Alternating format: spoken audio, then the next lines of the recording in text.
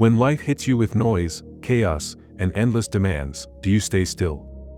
Or do you get pulled in like everyone else? The Stoics believe true power lies in calm.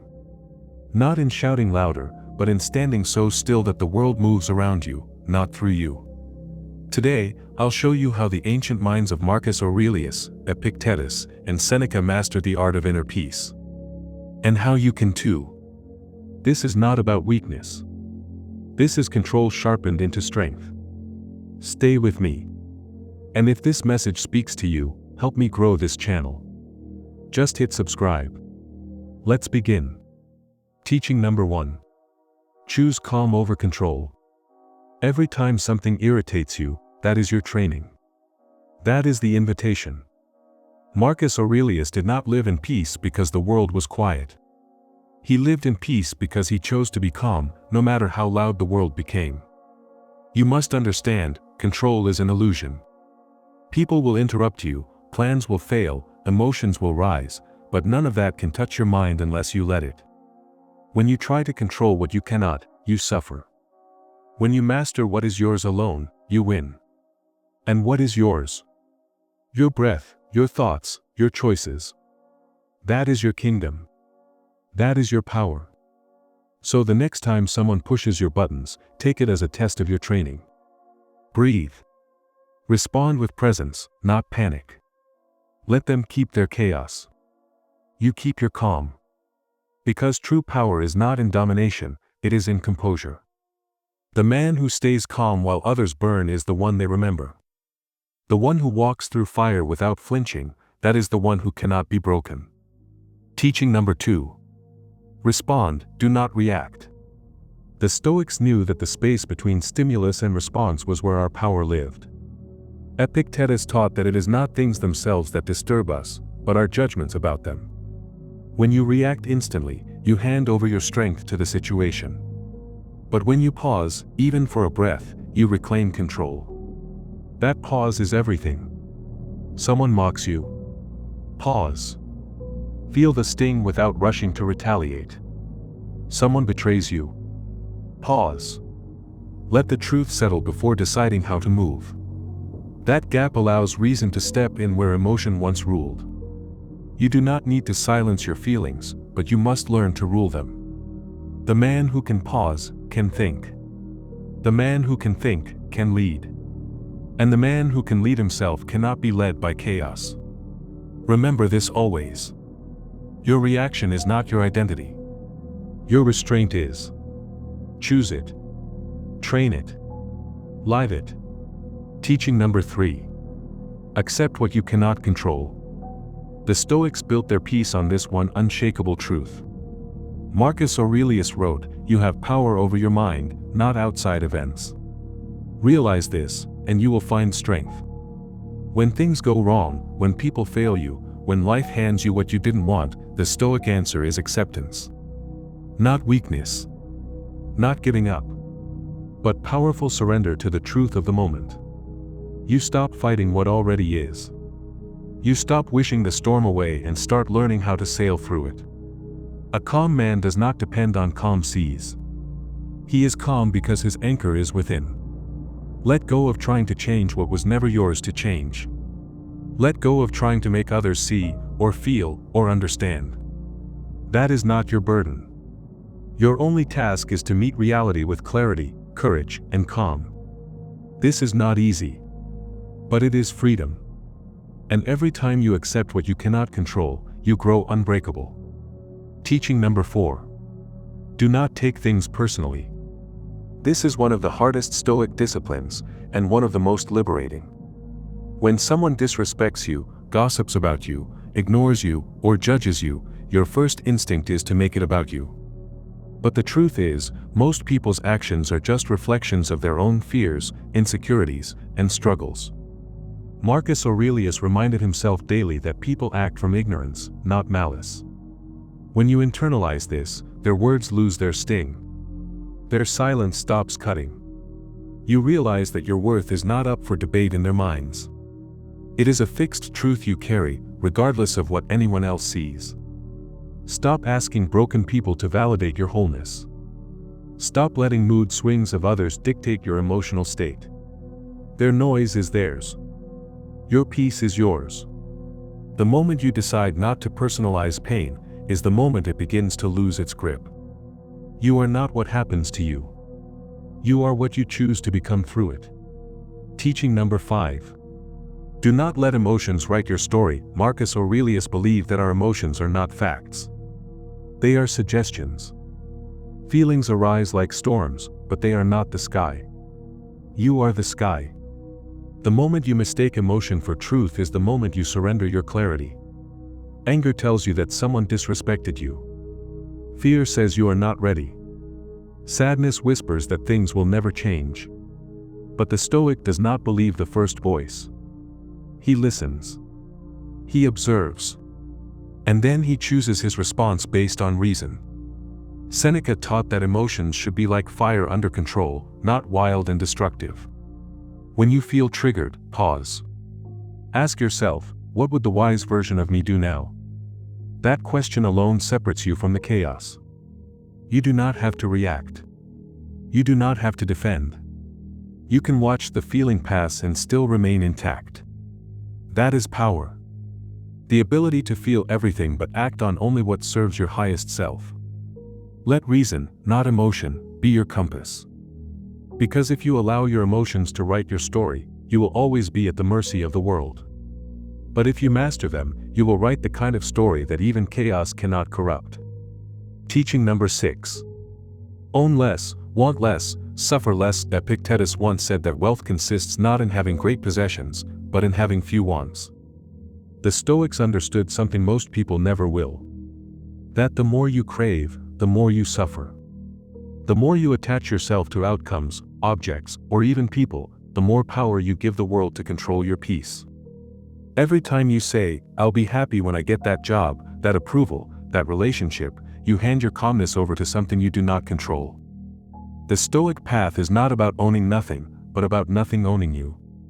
Practice looking at your desires. Question them. Do you really need that, or were you just taught to chase it? Can you be content with what you have, right now, in this moment? The less you need, the freer you become. This is not weakness. It is strength. Because the one who desires little is the hardest to manipulate. The one who can walk away is the one who holds all the power. Train yourself to enjoy simplicity. Rejoice in what is yours without clinging to what is not.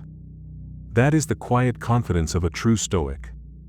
To be complete not by adding more, but by realizing you already are enough.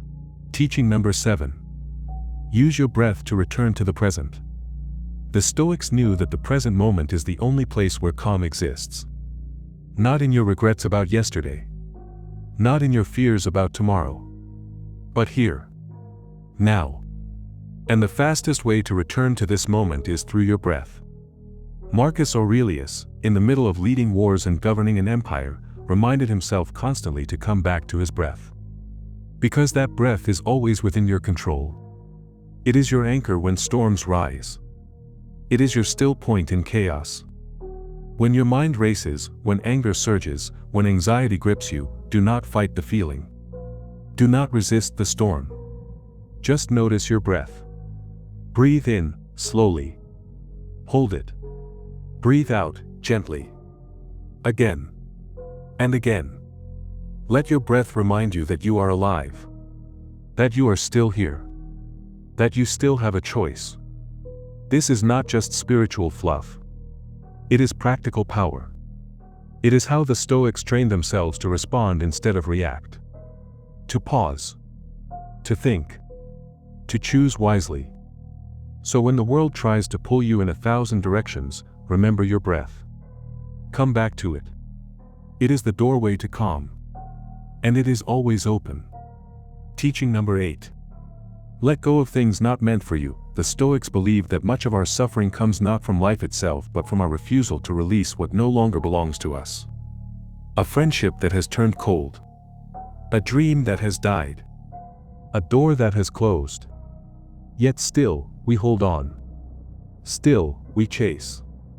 Still, we beg the past to come back and look at us one more time. Marcus Aurelius wrote that it is madness to try to control what is not within our power. And what is outside your power? The actions of others. Their choices. Their love. Their loyalty. Their presence. You cannot force someone to stay. You cannot make them see your worth if they are blind to it. What you can do is remain steady. You can choose your response. You can let go with grace. The tree that does not shed its dead leaves will never bloom in spring. The man who cannot walk away from what is lost will never find what is next.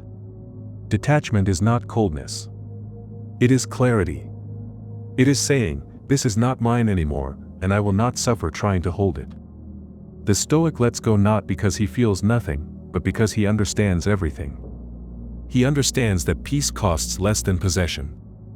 That freedom begins where obsession ends. That clinging is a prison and surrender is the key. So when life tells you no, bow your head and walk forward. When people leave, open the door wider. When your heart is heavy, empty it with your own hands. The Stoics were not heartless. They were fearless. And that made all the difference. Teaching number 9. Practice stillness before reaction. The moment between stimulus and response is your kingdom. In that narrow gap lies the power to shape your destiny. Most people live like puppets, yanked by emotion, dragged by impulse. But the Stoics taught stillness. When anger rises, they pause. When fear knocks, they breathe. When chaos strikes, they wait. Marcus Aurelius reminded himself that he was not harmed until he decided to be. Epictetus warned that reacting blindly is the behavior of slaves. You are not a slave. You are a student of reason. And reason speaks only in silence. Practice holding your tongue when you're insulted. Practice softening your face when you're irritated. Practice standing still when your instincts shout for retaliation. This is not weakness. It is discipline. The wolf that howls is not always the strongest. Sometimes, the one who sits quietly at the edge of the storm, watching, calculating, waiting, is the most dangerous. The world will throw flames at you. The undisciplined burn. The Stoic steps back and lets the fire pass. Then he walks through the smoke untouched. To become that man, you must practice. Stillness is a habit. Control is a muscle. And mastery begins in the quiet moment before your next move. Train yourself to pause. To see. To decide. That is the Stoic way. Teaching number 10. Let death sharpen your peace. The Stoics meditated on death not to feel fear, but to find clarity. Memento mori. Remember, you will die. This is not morbid. It is liberating. You are not promised another day. Not another conversation. Not another sunrise. And yet, you waste so many hours trapped in anger, envy, distraction. The Stoic refuses that trade. He wakes up each day with the fire of urgency, not anxiety. He asks, if this was my last morning, how would I walk? If this was my last conversation, how would I speak? If this was my last challenge, how would I meet it? With presence. With gratitude. With power. When you truly understand that your time is limited, you stop giving it to people who drain you. You stop arguing for validation. You stop postponing the life you are meant to live. Death is not the end. It is the reminder. The reminder that you must stop living like you will live forever. That you must hold peace as sacred. That you must become intentional with your energy. Because one day, none of this will be yours. Not your name. Not your wealth. Not your reputation. Only your actions. Only your impact. So live in a way that would make your final breath proud. That is the Stoic path. True calm is not found in silence. It is forged in chaos. The Stoics did not avoid storms. They walked straight into them, armed with clarity, reason, and unshakable discipline.